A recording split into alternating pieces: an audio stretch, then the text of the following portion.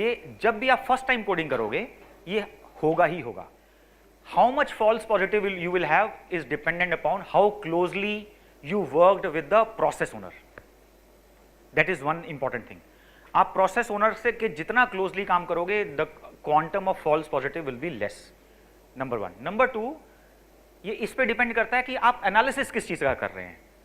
There are broadly layman language में मैं बात करूं, तीन तरीके के एनालिसिस हैं. एक है exact exceptions. For example duplicate vendor master, या उसमें अगर आप बोले कि नाम सेम है, जीएसटी नंबर सेम है, पैन नंबर सेम है फॉर एग्जांपल, तो इट्स ऑलमोस्ट 100% की एग्जैक्ट एक्सेप्शन है. इसमें कोई दो राय हो ही नहीं सकती कि ये दो अलग आदमी है, नहीं हो सकता. सेकंड है आप पोटेंशियल डुप्लीकेट निकालना चाह रहे हैं. फॉर एग्जांपल आप बोलते हैं कि सर हम क्या करेंगे, नेम पे डुप्लीकेट लगाएंगे, प्लस एड्रेस पे डुप्लीकेट लगाएंगे, प्लस पिन कोड पे डुप्लीकेट लगाएंगे. हाइपोथेटिकल सिनेरियो मानते हैं, फजी लॉजिक. इसमें हो सकता है ना कि सेम पिन कोड में दो राजीव गुप्ता रहते हो, कोई बड़ी बात नहीं है. दोनों के स्पेलिंग भी सेम हो सकते हैं, या स्पेलिंग का डिफरेंट भी हो तो भी दो अलग इंसान हो सकते हैं. ये हो गया एक theoretical example of red flag. मेरा आपको सजेशन है, जब आप अपनी डेटा एनालिसिस की जर्नी स्टार्ट कर रहे हैं, आप ये रेड फ्लैग वाले कम ही करें तो बेटर है. आप श्योर शॉट एक्सेप्शन वाले पहले स्टार्ट करें. Those are low hanging fruits. उससे एक तो आपको बड़ा कॉन्फिडेंस बिल्ड होगा. नंबर टू, आपका जो क्लाइंट है उसको आपके ऊपर कॉन्फिडेंस आएगा कि यार ये सही डायरेक्शन में जा रहे हैं.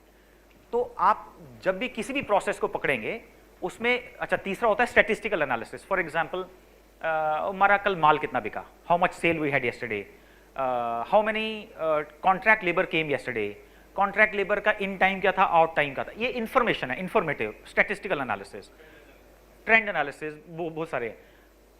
जब आप एज एन ऑडिटर आप एनालिसिस कर रहे हो तो आपको देखना पड़ेगा which hat you are wearing.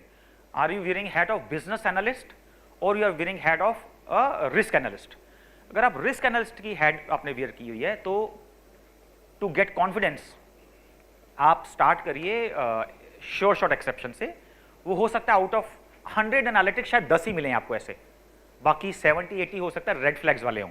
But believe me, आप उससे उसको आपको और जो आपके क्लाइंट को जो आप पे कॉन्फिडेंस आएगा that would give you a boost. And then जो रेड फ्लैग्स वाले हैं उसमें please work closely with the process owner. हर बिजनेस में there are ways to override the control. Suppose आपने तो कंपनी का स्टैंडर्ड ऑपरेटिंग प्रोसीजर पढ़ के आपने अपना एनालिटिक्स बना लिया. तो कंपनी का स्टैंडर्ड ऑपरेटिंग प्रोसीजर बोलता है कि अगर किसी एक सेलर का हमने पीओ प्राइस 5% से बढ़ाया as compare to last purchase, या तो वो अलाउड ही नहीं है, हमारा सिस्टम ब्लॉक कर देगा. तो आपने उसको एक्सेप्शन में डाल दिया, यानी आपने अपना जो कोड बनाया आपने उसमें बोला दिस इज नॉट अलाउड, ठीक है, और आपने उसको एक्सेप्शन दिखा दिया. क्लाइंट ने बोला नहीं ये तो होता है हमारे यहाँ पे. तो आपका वहां पर नेक्स्ट क्वेश्चन होना चाहिए कि अरे कभी होता है तो तुम करते क्या हो. तो उन्होंने बताया कि सर हमारे एसएपी में क्या होता है, if the price difference is more than 5% तो एक एडिशनल लेवल ऑफ अप्रूवल पे जाता है एसएपी के अंदर ही. तो वो एडिशनल बंदे ने अप्रूव कर दिया तो देन इट इज अलाउड. तो देन जो आपने एनालिसिस बनाया दैट इज इनकम्प्लीट. तो आपको ये पूछना पड़ेगा कि भाई तुम्हारा हार्ड स्टॉप कहां पे है.